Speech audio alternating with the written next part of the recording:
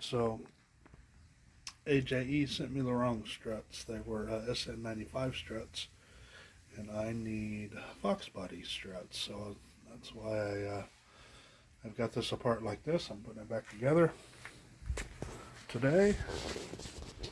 And here's the other side. And again, I'll keep you updated. So I got it back together. Here's a little look at the Fox strut on the other side. I got the brakes all bled. I'm getting ready to put the wheels back on it. And I'm kind of back to where I started. Hoping to get this thing done soon, man. So here I am, getting ready to put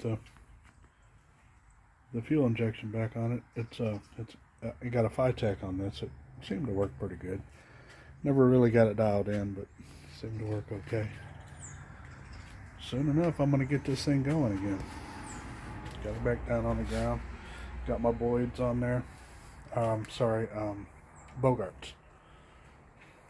But hopefully this thing will run, man, here for not too long. Alright, so I got the Fitech back on there. It's all bolted down and stuff. I still got to do the throttle linkage, which I got a whole new kit for that here. I just didn't get around to it today. This guy here goes to the O2 sensor, which is under the truck. And quite frankly, I ain't getting under there today. A few vacuum lines to hook up. So I did power everything up.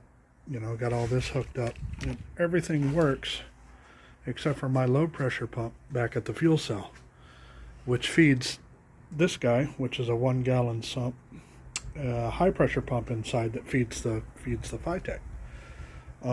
However, no power to that. Well, that pump back there didn't work back in the back. So if that thing is bad, I'm just going to eliminate that, put an inline high pressure pump and eliminate this and go directly to the Fitech. That's the way it really should be anyways. But I bought this as a kit, so I just utilized it without changing everything. But getting close, getting excited, soon to start it up.